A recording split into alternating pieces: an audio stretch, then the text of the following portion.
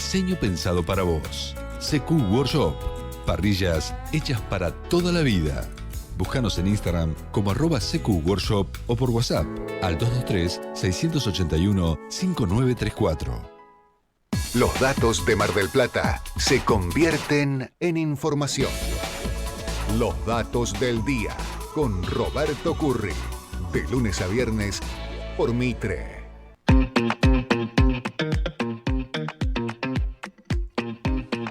Muy bien, las 3:27 en esta tarde un poco lluviosa en Mar del Plata. Estamos justito en la mitad de semana y estamos en medio de una campaña que tuvo como la antesala quizás, ¿no? Lo que sucedió en la provincia de Buenos Aires con la derrota hace muy poquitos días de La Libertad Avanza, pero ahora se viene otro paso más, ¿eh? La próxima fecha es el 26 de octubre y por supuesto hay diferentes candidatos. Tenemos acá la posibilidad de charlar un ratito y les agradezco enormemente que vengan directamente al estudio. Estamos con Larry de Clay, estamos con Santiago Cunio. ¿Cómo están? ¿Qué tal? Buenas tardes, gracias. Un gusto estar acá en esta radio, amiga. Qué grande, Larry. Muchas gracias, Santiago. Es la primera vez que tengo la posibilidad de entrevistarte. Arranco con una pequeña digresión. Hay un león, pato, pingüino, dogo argentino. ¿Qué pasa, Santiago, con esta selva, puede ser, de la política argentina? Sí, bueno, dogo mata león. ¿Dogo mata león? Así que la realidad es que... Perdón, mata pingüino, mata pato, Sí, sí. mata todo lo que se le ponga adelante. El dogo es claramente la raza animal más distintiva de la existencia de la patria de los argentinos. Es el símbolo de la argentinidad, como es el símbolo que utilizamos también industrial del éxito tecnológico del desarrollo industrial argentino, que es el torino. Y todos esos símbolos constituyen la identidad del ADN de la raza argentina. Así que dentro de toda esa fauna, seguramente somos los únicos que cantamos folclore con guitarra criolla, como decía Perón. El resto claramente se ve que se les dio por la guitarra eléctrica. Un poquito de guitarra eléctrica. ¿Qué estás viendo después de estas primeras horas después de la derrota de La Libertad Avanza? Mira, en principio la derrotada fue la clase política. Ajá. Porque más allá de los votos positivos emitidos y quién obtuvo más votos positivos emitidos, la mayor cantidad de votos sobre el padrón emergente de la provincia, que tiene 14.600.000 empadronados para votar, votaron 8.900.000, o sea que la mayoría de los bonaerenses no fue a votar. 5.600.000 bonaerenses se quedaron en la casa. De esos números, el peronismo, que no es un peronismo raro, porque en realidad fuimos todos juntos, yo fui parte de este triunfo del domingo, pero se terminó a las 6 de la tarde. No íbamos unidos, íbamos juntos, que es distinto. Uh-huh. Y obviamente ese análisis hay que hacerlo de manera objetiva. Axel Kicillof hace 2 años ganó con casi 500.000 votos más que lo que sacamos todos juntos el domingo. Y el espacio que representaba La Libertad Avanza más el PRO perdió 2 millones de votos que se quedaron en la casa. Entonces, cuando ningún espacio enamora y vuelve a obtener, aunque sea la convalidación de la última elección, quiere decir que la política está desilusionando. Y que el resultado del domingo no hay que tomarlo de manera literal. El domingo no se votó a nadie. Yo acompaño al gobernador Axel Kicillof. Banqué y banco la decisión de haber desdoblado las elecciones, que fue un éxito. Pero claramente la gente que fue a votar el domingo, entre ellos muchísima gente, muchísima, como nunca, niveles de participación de personas discapacitadas que tienen capacidades diferentes, fue espontáneo y la boleta nuestra se utilizó para castigar. No vinieron a elegirnos, vinieron a castigar con nosotros. Bueno, hay que interpretar bien a la sociedad, hay que ser respetuoso de la sociedad. Tenemos que primero analizar por qué la gente no quiere ir a votar. Después tenemos que analizar por qué la gente fue con un voto negativo y no positivo, y por qué nos usó para castigar y no para elegirnos. Porque básicamente, perdona, la elección del domingo la ganaron los intendentes. La ganaron los intendentes. Entonces, como la ganaron los intendentes, nacionalizarla desde el punto de vista estratégico publicitario está bueno. Lo haría cualquiera. Desde lo objetivo de la realidad, no hay que ser torpes, porque los intendentes en octubre no van a estar.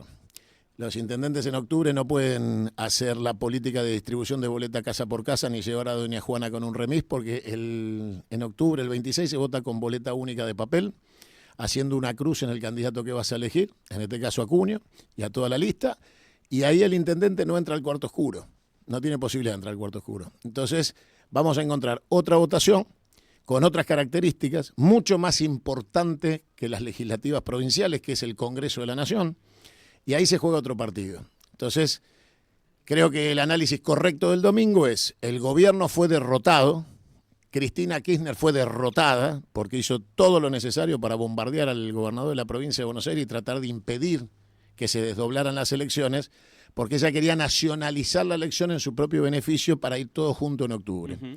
Los dos derrotados políticos, Milei y Cristina Kirchner. Te hago la siguiente pregunta, y ahora vamos a charlar también de las percepciones que se llevan ustedes también de esta recorrida en Mar del Plata, pero recién decías el tema de la abstención. ¿No te da la sensación de que cuando la gente vota con bronca o tiene bronca, va a votar? Ahora, cuando se quedan en sus casas, quizás la sensación es otra, ¿no? La sensación es de decepción, quizás. No comparto. Así como el miedo no genera temor, sino valentía, cuando a vos te amenazan, vos no sentís miedo. Superás el miedo y te transformás en valiente, porque todos tenemos miedo, valientes son los que lo superan. Cuando una sociedad es amenazada, no se acobarda, se envalentona. Con lo cual, decidir no ir a votar es un acto de valentía, es decir, no voy a convalidar a todos estos chantas mentirosos de la clase política, me tienen podrido todos, transversal. Le creía a uno, me estafó, le creía al otro, me estafó, se vuelven a proponer los unos y los otros que ya me estafaron, no pienso ser escribano de esta estafa nueva. Entonces hay un acto revolucionario en no ir a votar, no es un acto pasivo, es un acto activo. No voy a votar porque decidí no empoderar a estos chantas. Entonces, si la clase política, en vez de leer el mensaje y entender que la sociedad no los quiere ver más, quiere que aparezcan los argentinos de bien, no conocidos, con capacidades para administrar el gobierno del Estado, que no sean parte del basural de la política del 83 para acá. Ahora, en esa línea casi que te conecto con el discurso del presidente Milei. No, porque él... Vos hablás de la, clase política y él habla de la casta, ¿no? La casta es económica y es exactamente donde él pertenece. Ajá. Su discurso fue hipócrita, mentiroso y falaz porque él pertenece a la casta política, él pertenece y es empleado directo de un proyecto político encarnado por Unequian y Elfstein, con lo cual él nunca fue alternativa a la clase política.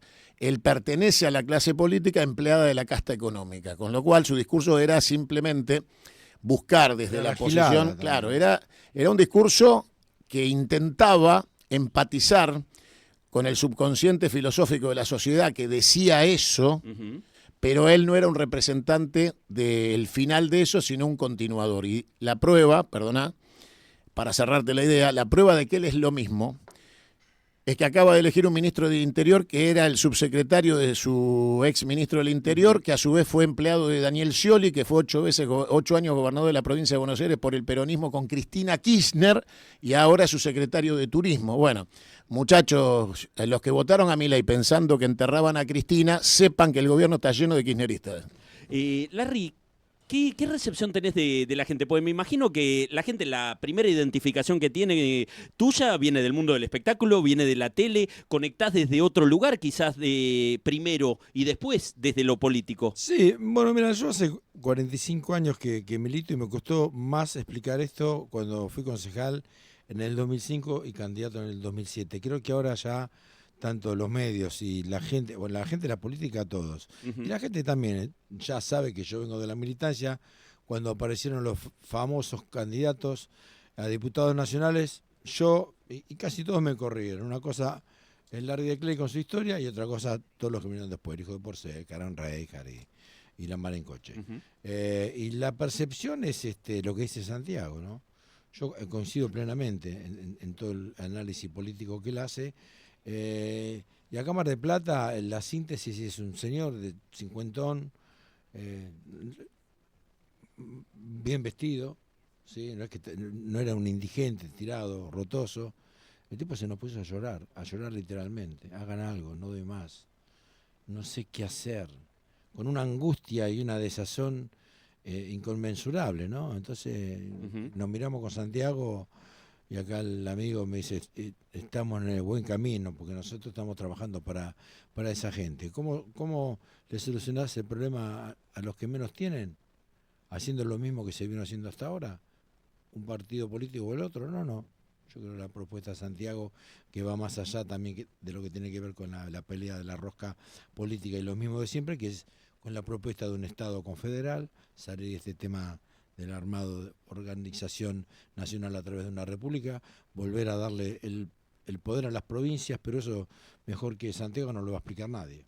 Santiago casi es una evaluación histórica, es volver a un punto que no puedo determinar exactamente cuál es el de la historia argentina, en el cual le darías más poder a las provincias, al Estado federal. A ver, el artículo 35 de la Constitución Nacional dice que la Argentina puede ser llamada de dos maneras, República Argentina o Confederación Argentina. Exacto. Y es la Constitución vigente. O sea que no es volver a ningún lado. La Confederación Argentina existe, es constitucional. Y el preámbulo dice que esta Constitución, que es un panfleto horrible, nacido de la derrota de nuestro restaurador Juan Manuel de Rosas en la batalla de Caseros con un ejército de mercenarios portugueses contratado por el traidor de Urquiza, es una Constitución que obviamente deshonra la memoria de los caudillos y del Estado confederal, pero que básicamente nunca dejó de serlo. Entonces lo que nosotros le decimos a la sociedad argentina es que compare el fracaso republicano argentino de un modelo de expoliación, de transferencia de la renta, unitario, que solo peleó por la aduana y por el manejo de las cajas y por administrar el dinero que la ciudad de Buenos Aires no genera. El único distrito que no genera absolutamente nada se llama Ciudad de Buenos Aires, que es el municipio 136 de la provincia de Buenos Aires, robado a los bonaerenses y que debemos recuperar. Entonces, cuando uno dice, devolvámosle a las provincias el derecho al cobro de impuestos, sus derechos de aduana... Cuando decís recuperarlo, es recuperarlo territorialmente, literal. Me hablas de literalmente sí, literal. Volver a tomar una de las... Hay que votar el intendente de la Ciudad de Buenos Aires como el de Pigüé, el de San Isidro y el de Avellaneda. Es un territorio bonaerense con un intendente bonaerense. La locura desquiciada de una autonomía, que es un plato volador... ¿Qué diría Bartolomé Mitre de todo esto? Es un sorete Bartolomé Mitre. Ah, mira. Así que me importa un carajo de su vida. La realidad es que esa ciudad creada para expoliar y saquear la Argentina, llena de basuras como Mitre, la realidad es que en ese escenario vos te das cuenta lo que fue la historia argentina, qué pasó con la Argentina. La Argentina, desde que fue derrotado Juan Manuel de Rosas, vino obviamente la Constitución del 53, de 1853, después de la batalla de Pavón, donde Mitre arrodilla a Urquiza y transforma a Buenos Aires en la capital de la República Argentina. Y la República Argentina es un Estado monárquico. La República es una monarquía sin rey, donde el presidente tiene derecho a veto y a indulto, igual que un monarca medieval, donde el Congreso tiene un Senado, donde las provincias tienen que mandar representantes ante el Poder Ejecutivo para defender sus intereses. O sea que finalmente entienden que el poder está en la virome del presidente, no en la facultad de las provincias. La Cámara de Diputados, que supuestamente representa al pueblo argentino, se ha transformado en la penosa realidad que todos conocemos, con senadores y diputados que huyen con coimas fuera de las fronteras. Todos sabemos que los lobbies pasan por los pasillos del Congreso y que hemos perdido la jerarquía de Lisandro de la Torre o de Juan Carlos Pugliese para pasar a la vergüenza prostibular que tenemos hoy. Y la justicia es un poder de todos, de los tres poderes, seguramente el más corrupto de todos. De hecho, cualquier encuesta de opinión en la Argentina dice que la gente en el poder que menos confía de la República es en el Poder Judicial, por encima del Legislativo y del propio presidente del Poder Ejecutivo. Claro. Entonces, yo lo que digo es devolverle las autonomías a las provincias, es ir hacia un modelo que la gente va a entender rápido. Mientras nosotros dejábamos de ser confederación, los Estados Unidos jamás dejaron de serlo. Los Estados Unidos de Norteamérica no se llaman República Norteamericana, se llaman Estados Unidos de Norteamérica. No usaron la denominación confederación porque los sureños se llamaban confederados. Entonces, si hubieran puesto el nombre confederación, tendrían que tener una foto del general Lee en la Casa Blanca, cosa que no iba a pasar. Entonces buscaron un sinónimo de la palabra confederación. El sinónimo es unión de estados. Entonces llaman Estados Unidos de Norteamérica. Si nosotros hubiéramos seguido siendo una confederación, como lo fueron los Estados Unidos, hoy seríamos una potencia mundial. Porque en Estados Unidos, por ejemplo, los estados determinan independientemente del resto sobre la vida y la muerte. Vos tenés un estado como Texas donde existe la pena de muerte y te vas a Florida y no existe la pena de muerte. O en Iowa no existe la pena de muerte. Bueno, si un estado es tan independiente que puede decidir sobre la vida y la muerte, imagínate sobre los impuestos, sobre la inmigración. Entonces, la competencia entre estados provinciales, nosotros le llamamos provincias, ellos le llaman estados, y está muy bien, porque las provincias eran las provincias romanas del imperio. Entonces, está muy bien que los llamemos estados. Y los estados nuestros... Sí, era la idea del procónsul. Exactamente. Si los estados, no las provincias, fueran tan poderosas como los estados de Estados Unidos, hoy seríamos una nación gigantesca y no estaremos viviendo el triste presente que vivimos. Santiago, Larry, les agradezco enormemente que hayan venido. Muy interesante la charla. Te hago una última pregunta. Lo que quieras. El anillo me llama la atención. Es un anillo muy llamativo para los que nos están viendo por el streaming. Sí, cómo no. ¿De qué se trata el anillo? ¿Tiene algún significado? No Sí, llego a claro, ver bien. yo soy católico, apostólico y romano, obviamente, y esta forma parte de una oración que habitualmente está vinculada a los exorcismos. Es una oración que se reza en función de eso, y que tiene una explicación en latín, que está escrita en latín, y que la vas a ver siempre en los básculos papales y en los símbolos vaticanos. Es simplemente una protección para todos aquellos que tenemos fe católica. De San Benito. De San Benito. La Santa Cruz sea mi luz, no sea el demonio mi guía, retírate, Satanás. Exactamente. No me aconsejes vanidades, son malas las cosas que ofreces, bebe tú ese veneno. Esos son lo que acaba de recitar, son las letras iniciales de cada una de las palabras. Les agradezco enormemente a los dos. Gracias Larry, a ustedes. Santiago Cuño, muchísimas Robert. gracias. Gracias. Son las 3:44, hacemos una pausa muy breve y ya volvemos con más de los datos del día. Seguimos con los datos del día en Mitre. Parliamo,